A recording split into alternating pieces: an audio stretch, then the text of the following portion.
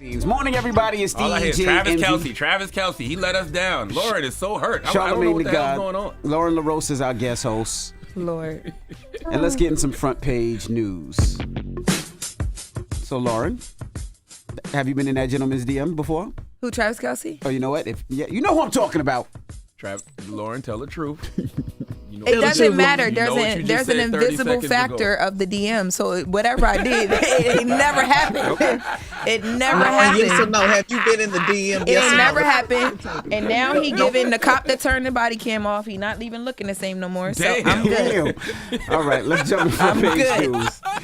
All right, acting like a politician. I'm just gonna assume you've been in the DM. We're just gonna put it. That's right. Way. Well, let's start with sports quickly. The Bengals beat the Rams last night, 19-16. The Eagles beat the Buccaneers 25-11. Bah humbug. Why? Because your team lost. Now let's jump right into these strikes. What's going on now? Yeah, Joe Biden, as Donald Trump. Yeah, they're both pulling up in Michigan this week, so that's going to be interesting. As United Auto Workers continue striking this week, both President Joe Biden and former President Donald Trump are planning visits to Michigan. Imagine if they went there at the same time. That would be really interesting. But today, the president will be in Michigan to speak in support of the union. They even said he's going to be on the picket line, DJ Emmy. So it's going to be interesting to see if he, walks the picket line with them. And then Wednesday, Trump will meet with about 500 workers as well. Now, Donald Trump said he is going to skip the GOP debate for it. That's Wednesday. I'm going to talk about that in the second hour, but he was going to skip it anyway. But he said he's skipping it so that he can go be with the workers. There was also something interesting that happened on Friday. There was a fight that broke out. I don't know if you guys heard about that, but a couple pulled up, man and woman, with kids in their car, drove up and started shouting racial slurs at the folks who were striking. They got out and had a little fight and then got back in the car and drove off. So I thought that was really interesting. But I want you to take a listen to what some of the workers have had to say about fair pay. 25 years ago, I was making $28.78 an hour. 25 years ago. Today, I make $32 an hour. Do the math on that. A $4 an hour increase in my hourly rate in 25 years. I make $25 an hour, whereas other people make $30 an hour doing the same job, but we get paid less. And you'll never make that 30? No, we'll never make that 30 unless they in the tiers. Well, listen, man, most Americans support the auto workers strike, so it's the smart thing to do for Biden and Trump to show up and support the workers. So it makes me wonder, who the hell is advising Tim Scott? Who told Tim Scott it was okay? That's exactly what I was getting ready to say. Who told Everybody but Tim Scott. Everybody but Tim Scott supports the workers striking? Make no sense. Who told him that was okay to say?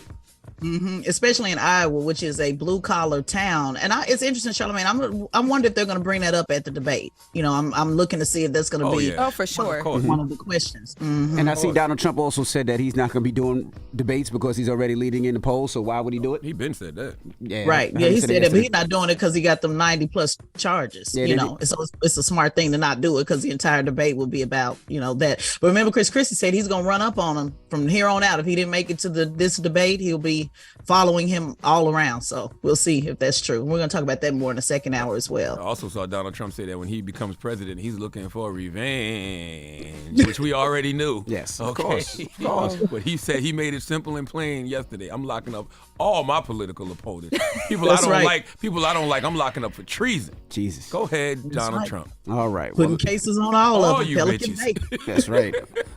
All right. Well, that is front page news. That ain't funny, by the way. Thank you, Tez. We'll see you in a couple minutes. But it's the reality that we You laugh at everything. I ain't got no choice at this point. We just going to laugh. It's only funny. We live in a politically ghetto world. Like, it's funny. Yes. It is funny. It is the ghetto. You're going to have to find the humor in it because it ain't going to be funny. And next year, I'll tell you that much. If things go the way they look like they're going to go. Get it off your chest. 800-585-1051. If you need to vent, phone lines are wide open. Again, 800-585-1051. Phone lines are wide open. Get it off your chest. It's The Breakfast Club. Good morning. Wake that ass up. In the morning. The Breakfast Club. Morning, everybody. It's DJ NV, Charlamagne the Guy. We are The Breakfast Club. We have Lauren LaRosa here. And let's get in some front page news. Start off quickly with some sports. Last night, the Bengals beat the Rams 19-16. The Eagles beat the Buccaneers 25-11. Ball humbug. I don't like to see any NFC East team win when my NFC East team loses, okay? So go Cowboys. Could care less about the Eagles. All right, you're still not going to the Super Bowl, but you'll see. Good morning, Tez. Good morning, DJ Envy. Good morning, Lauren. Good morning, Charlamagne the God. Peace, Good Ted. morning. Let's jump right in. Let's talk about this second Republican debate. Yeah, Wednesday, which is tomorrow, 6 Republican candidates will battle it out again at the second presidential debate. A televised event will mark the absence of Donald Trump. Said he's not showing up, which he's been saying that all along. Now, the former president remains dominant over the rest of those in the field with a margin of more than 40 points. That's a big margin. So he's still in the lead despite, everything going on with President Trump. And, in the comm world, there's something, do no harm. So if him stepping out, if the debate's not going to help him, there's no point in doing it, and certainly it could hurt him. So I guess his team has said, just stay away from it. Even though I kind of was looking forward to the entertainment, to be quite honest with you. But he's not going to be a part of it. Now, the 6 candidates who will be there will be Ron DeSantis, Vivek Ramaswamy, Nikki Haley, Mike Pence, Tim Scott, and Chris Christie. No, Larry. No Larry. Okay. Poor little Larry. He wasn't able to make it for the second time. I guess just didn't do the hard work to get on the stage. Gotta work harder, man. That's all. That's the only way to beat the system. Work hard. That's right. Work hard. Pull yourself up by the bootstraps. Now, for those who did make it, who did work hard, they had to receive at least 3% in 2 national polls, or a combination of 1 national poll and 2 statewide polls. They also needed to get 50,000 individual campaign donors and then sign the pledge. So imagine, one thing about it, the comment caucus, I tell them all the time, the comment caucus, they don't vote. They also don't donate. None of that stuff matters. You can post 1,000 comments, but at the end of the day, if you are not getting behind your candidate, this is what happens, the result of that. I just don't understand what these Republican debates are doing, because Donald Trump's lead is so wide. You know what I'm saying? And all he's gonna do is get on Twitter and react, because they're gonna talk about him. So yeah, I just wonder what the goal is for these candidates. Are these, what is the goal for them in these debates? What do they hope to gain from this? Because they're so far behind. behind. Don't seem like it's gonna ever be a lead. A position of a VP position, so 2 things: 1, be considered as vice president; 2, continue to spread the message, be a disruptive candidate, which is, get your messaging out, knowing you don't have a chance in hell. So I think what I'm looking forward to between Ramaswamy and Nikki Haley, that should be a pretty good exchange. And I want to see if Chris Christie is going to kind of step up. He kind of fell back a little bit to me during the last debate. And I'm going to see if Pence, if he wants to continue to bring a little bit of smoke. So yeah, they're just vying for a position or a cabinet position if Trump will win. That's their only goal. They know Chris they will never get one of those. I enjoyed Chris Christie last debate though. I enjoyed him and Nikki Haley. Yeah, I definitely enjoyed Nikki Haley, but I just thought Chris Christie kind of fell back a little bit. He was a lot more aggressive in previous debates. So we'll see. Now let's talk about this new California bill. Yeah, I wonder how many of you feel comfortable with trucks being driven by basically nobody, no human. California Governor Newsom has vetoed a bill to require human drivers on board self-driving trucks. Now, a measure that union leaders and truck drivers said would save thousands of jobs in the state. The legislation that was voted in has banned self-driving trucks weighing more than 10,000 pounds, ranging from UPS delivery drivers to massive big rigs, from operating on public road unless a human driver is on board. Now, the California Labor Federation said that driverless trucks are dangerous, I would agree, and called Newsom's veto shocking. She estimates that removing drivers would cost 250,000 jobs in the state. So are you guys comfortable with big rigs driving themselves? No. Now, I still think you need a human in there, but I mean, people who have those Teslas that have self-driving Teslas, they love it. They say that it gets them home. It's safe when they're tired. So I don't have a problem with it, but a human has to be in there as well. But there's tons of crashes in those Teslas too, and lawsuits because of the crashes, and no.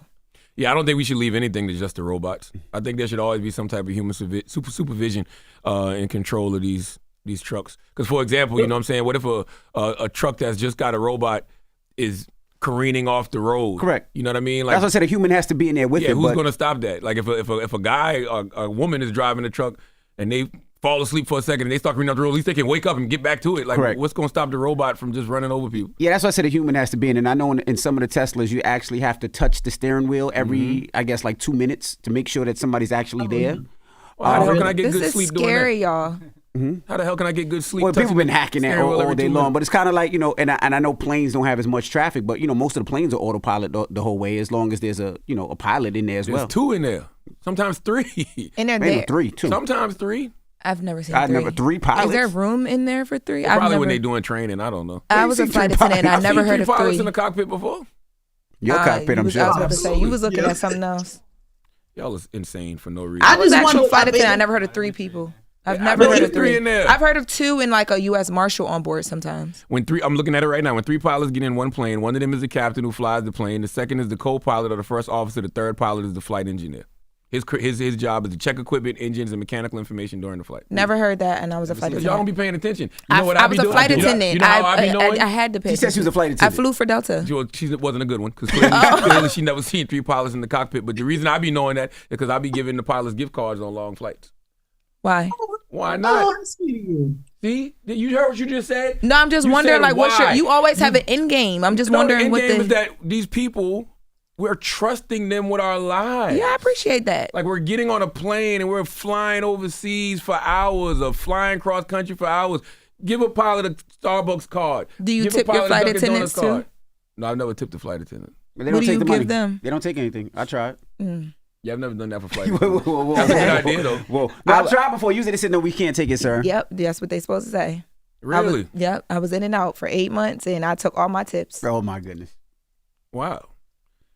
And I'm looking now, why are there 3 pilots in the cockpit? One important reason they say is safety redundancy. I've never heard of 3 pilots in a cockpit, but whatever. You don't pay attention. I just don't know the reaction time that somebody would really have to, be able to. Will you jump in the passenger, jump in the driver's seat real quick and make, like no, what's the reaction? You stay in the driver's seat, so you sit in the driver's seat. Oh, you do. Okay. Yeah, you sit in the driver's like like a plane. You stay in the cockpit, but you stay in the driver's seat. But it just they have all these type of sensors that's supposed to protect you, see things that you can't see. Like even some of these cars now. I mean, you drive some of these cars now, and you get too close, your car gonna stop. It right. damn near jerks your neck. Pause. Yeah, my mom's car does. Yeah. Oh. So. Yeah. Okay, I learned something new. But so then, what's the point? I guess of them driving if you're still technically driving, like Charlamagne's point. Well, how am I gonna get any sleep? Like, what's the point? I guess it's kind of like cruise control, where it just makes it a little easier. I don't want anybody going to sleep in any moving. I agree with that. Like whatsoever. I'm cool with driving myself, and I damn sure don't want to be next to a big rig, self-driven big rig. Yeah, I don't understand how folks, complain about AI and robots taking over if we just gonna relinquish power like that. You shouldn't don't relinquish power. Like it should always be human supervision over these things. All right. Well, that is front page news. All right. Thank you, Tiz. No problem. Thank you. Make sure you subscribe to Tesla and Figaro's podcast, the Straight Shot No Chaser podcast on the Black Effect iHeartRadio podcast network, and follow at Tesla and Figaro on all social media platforms. And I guess they're basing that off of the crashes due to self-driven and crashes without people having self-driven, people being tired, sleepy, and all that compared to. Like they say, the planes are like the most, it's one of the most safest ways of transportation. But no traffic. People are scared. Well, not that much. All right. Now, when we come back, Usher will be joining us. He's in Paris right now doing his Paris residency, but it was just announced that he's going to be doing the Super Bowl. So we're going to chop it up with Usher when we come back. So don't move. It's The Breakfast Club. Good morning. Wake that ass up. Early in the morning. The Breakfast Club.